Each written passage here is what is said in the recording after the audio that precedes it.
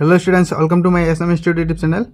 तो आज मैं तुमलोকক অসমৰ মেপখন কেনেকৈ 2 মিনিটত আঁকিব পাৰি মই তোমালোকক আলোচনা কৰাই দিম।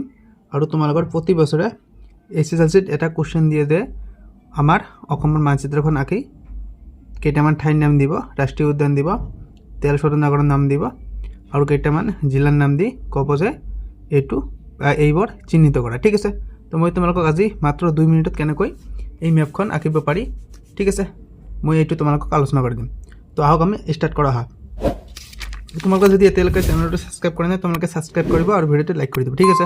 তো তোমালোকে প্ৰথমে কম্পাছ ল'বা, কম্পাছ লৈ এইটো তোমালোকে অলপমান ৰাউণ্ড কৰি দিবা, ঠিক আছে। বৃত্তটা আঁকি ল'বা, তোমালোকে এটা বৃত্ত আঁকি ল'বা আৰু তোমালোকে এই বৃত্ত অনুযায়ী তোমালোকে এটা কাম কৰিবা। ধৰি লোৱা এইটো তোমালোকৰ এই বৃত্তটো তোমালোকৰ বেছ হৈছে তোমাৰ 3 সেন্টিমিটাৰ।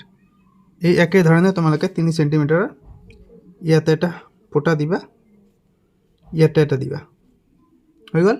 আৰু তোমালোকে ইয়াতে এটা দিবা, ইয়াতে এটা দিবা, চতুৰ্ভুজ আকৃতিৰ ফোঁটা দিবা। তাৰপিছত তোমালোকে ইফালে এই বৃত্তৰ মাছ বৰাবৰ তোমালোকে ইয়াতে এটা দিবা, এনেকৈ আহিব, ইয়াতে এটা হ'ব। আৰু একে ধৰণে একে মাপৰ 3 সেন্টিমিটাৰ ইয়াৰ পৰা ওপৰত এটা তোমালোকে ফোঁটা দিবা, হৈছে। আৰু সেই একে ধৰণে তোমালোকে এইটো যেনেকৈ আমাৰ চতুৰ্ভুজ হৈছে এইটো আমাৰ বৰ্গ আকৃতি হ'ব। এনেকৈ আমি বৰ্গ আকৃতিৰ গৈ আমি এইটো দাগ দি দিম, ঠিক আছে। তাৰপিছত তলত আমি 3 সেন্টিমিটাৰ এনেকৈ 3 সেন্টিমিটাৰ আমি তলতে আঁকি দিম, হৈ গ'ল। তো এতিয়া আমি আঁকিম। তোমালোকে ইয়াৰ পৰা ষ্টাৰ্ট কৰিবা, মাত্ৰ 3 সেন্টিমিটাৰত তুমি এই ভিডিঅ'টো তোমালোকে ভালদৰে চাবা, হৈ গ'ল। মাত্ৰ 3 সেন্টিমিটাৰ, এইটো আমাৰ একেবাৰে ইজি ট্ৰিক। তাৰপিছত তোমালোকে তলৰ পিনে অলপ মন কৰিবা, এইটো আমাৰ এনেকৈ আহিল, এনেকৈ দিবা, তাৰপিছত এনেকৈ দিবা, এনেকৈ আহিল, এনেকুৱা। আৰু তাৰপিছত আমাৰ এইটো ভুল হ'ল অলপ, এইটো আমাৰ এনেকুৱা হ'ব, এনেকুৱা।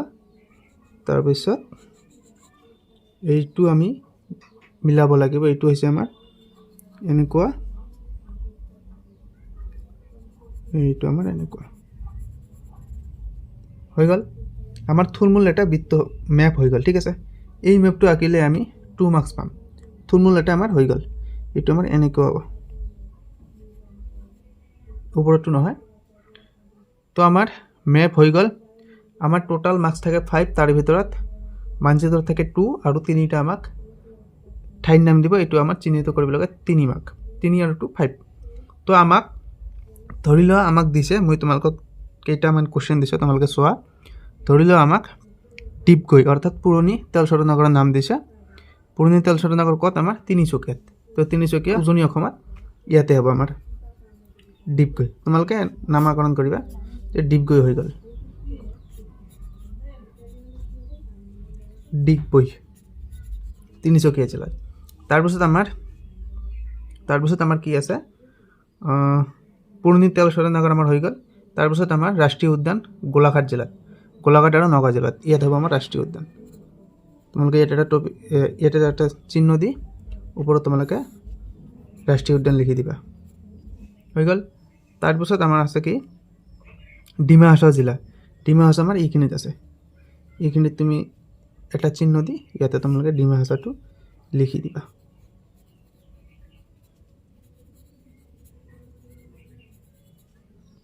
তাৰপিছত আমাৰ কি, অসমৰ ৰাজধানী চহৰ আমাৰ দিছপুৰ, ইয়াতে আমাৰ দিছপুৰ ইয়াতে।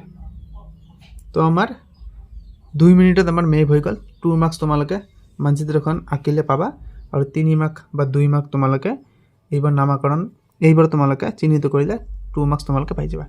তো ঠিক আছে, তোমালোকে ভিডিঅ'টো শ্বেয়াৰ কৰি দিবা। প্ৰথমে তোমালোকে বৃত্ত আঁকিবা আৰু তাৰপিছত তোমালোকে যেনেকৈ কৈছে তেনেকৈ আঁকি তোমালোকে এইটো সম্পূৰ্ণ কৰিবা, ঠিক আছে।